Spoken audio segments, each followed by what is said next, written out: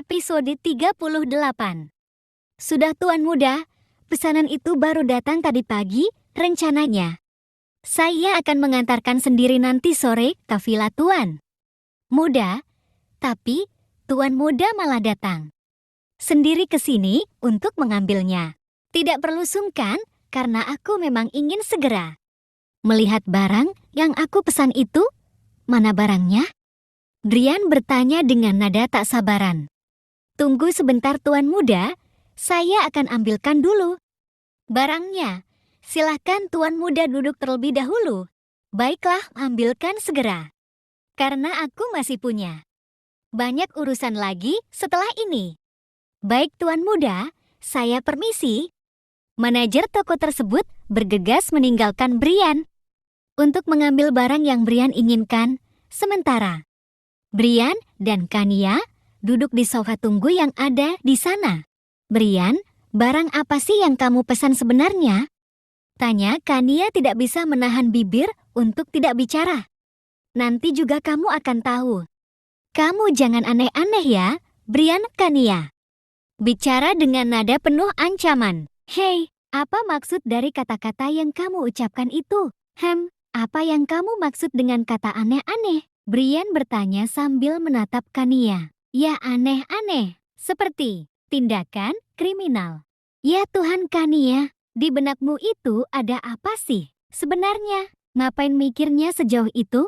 Lihat wajah ini baik-baik. Apa wajah ganteng begini? Ada tampang penjahat. Brian menunjuk wajahnya. Kemudian, ia semakin mendekat ke arah Kania. Brian, kamu apa-apaan sih? Kania berucap dengan kesal sambil berusaha menghindar. Maaf Tuan Muda.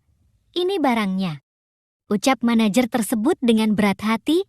Seketika, Brian tersadar karena suara dari manajer toko tersebut.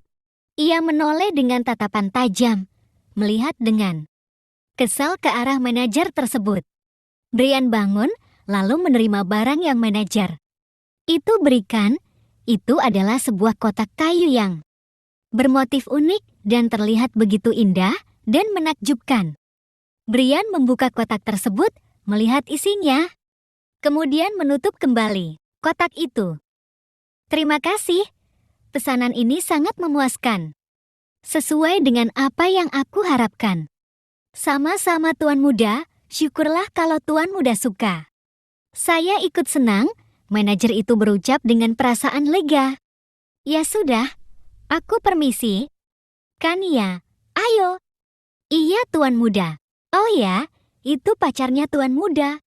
Tanya manajer itu, memberanikan diri sambil melihat Kania. Bukan. Oh, manajer itu berucap singkat dengan perasaan takut. Karena ia takut kalau apa yang ia bicarakan barusan merusak mood Brian. Dia istriku, ucap Brian sambil menggandeng tangan Kania, kemudian tersenyum manis sambil menoleh ke arah Kania. Lalu, ia dan Kania sama-sama melangkah beranjak untuk meninggalkan toko tersebut. Istri. Manajer toko itu berucap sambil terus menatap Brian dan Kania yang keluar dari toko. Pelayan toko menghampiri manajer itu setelah Brian dan Kania tak terlihat lagi. Pak manajer, siapa dia? Tanya pelayan itu dengan nada penasaran. Dia Tuan Muda Aditama, pemilik toko ini. Apa? Dia Tuan Muda Brian. Pelayan itu sangat kaget bukan kepalang. Iya, dia Brian Aditama, untung saja dia tidak mempermasalahkan kesalahan yang kamu perbuat. Jika tidak, bukan hanya kamu saja yang akan dapat masalah hari ini, tapi aku juga. Memaafkan saya Pak Manajer, saya tidak tahu kalau dia adalah Tuan Muda Brian, karena menurut kabar yang saya dengar, Tuan Muda Brian itu cacat wajah dan lumpuh. Tapi tadi, sudah, jangan banyak bicara jika kamu ingin bekerja lebih lama lagi di sini. Tutup mulut rapat-rapat dan lupakan kejadian barusan itu. Baik Pak Manajer, sekali lagi maafkan saya. Iya, lupakan saja. Aku harap kamu tidak akan mengulangi lagi kesalahan itu pada siapapun. Untung saja dia datang bersama wanita hari ini. Jika ia datang bersama asisten pribadinya, kamu bisa tamat. Iya Pak Manajer, maafkan saya janji. Tidak akan mengulangi kesalahan itu lagi. Kania dan Brian berjalan beriringan dengan tangan yang masih bergandengan, mereka tidak langsung kembali ke mobil melainkan berjalan ke arah samping. Hal itu membuat Kania yang sudah bingung semakin kebingungan. Brian, kita mau kemana sih sebenarnya? Jangan banyak tanya, ikut saja, maka kamu akan tahu kita akan kemana. Kalau aku ikut-ikut melulu, nanti kalau kamu ajak aku nyemplung kali, aku ikut juga. Iya, gitu. Kania terlihat sangat kesal. Melihat Kania yang cemberut, Brian malah tertawa. Ia merasa Kania sangat lucu dengan wajah cemberutnya itu. Haha. Kamu tenang aja, Nona Kania Hermansyah. Aku nggak akan ajak kamu nyemplung ke kali. Karena aku masih ingin hidup lama bersamamu. Kania tidak menjawab, ia hanya bisa menarik napas dalam-dalam, lalu melepaskannya secara perlahan. Ya Allah, ini laki-laki emang gak ada habisnya bikin hatiku kesal. Kalau aja bisa, udah aku pukul kali. Itu wajah biar dia nggak ngeselin lagi, ucap Kania dalam hati. Mulai, pasti bicara dalam hati itu, iya kan? Gak, iya, gak, iya, ngaku kamu, gak.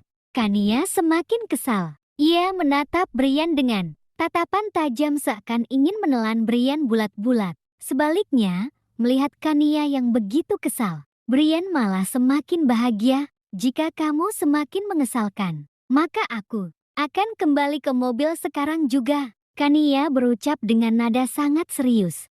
Baiklah, aku minta maaf. Ayo masuk. Maka kamu akan tahu apa yang sudah aku siapkan untukmu di dalam. Kania masih terlihat enggan untuk melangkah. Itu terlihat dari dia yang diam saja tanpa berniat untuk mendengarkan apa yang Brian katakan. Kania, ayo, waktu kita tidak banyak, sebentar lagi jam makan siang. Bukankah kita harus ke rumah papamu saat jam makan siang tiba? Mendengar ucapan itu, mau tidak mau, Kania terpaksa mengikuti apa yang Brian katakan. Masuk ke dalam rumah makan unik yang memang menarik perhatian dia sebelumnya. Kania berjalan dengan langkah lambat mengikuti langkah Brian dari belakang. Ia melihat sekeliling. Rumah makan itu tidak ada tamu lain selain mereka. Satu hal yang sangat membingungkan hati Kania. Rumah makan besar yang seharusnya ramai pengunjung, tapi sekarang tidak ada satupun yang datang selain mereka. Brian, jangan bertanya, ikuti saja jika kamu ingin tahu. Ya Allah, Kania hanya bisa kesal dalam hati sambil terus mengikuti langkah Brian yang terus berjalan. Masuk ke dalam rumah makan tersebut lebih dalam.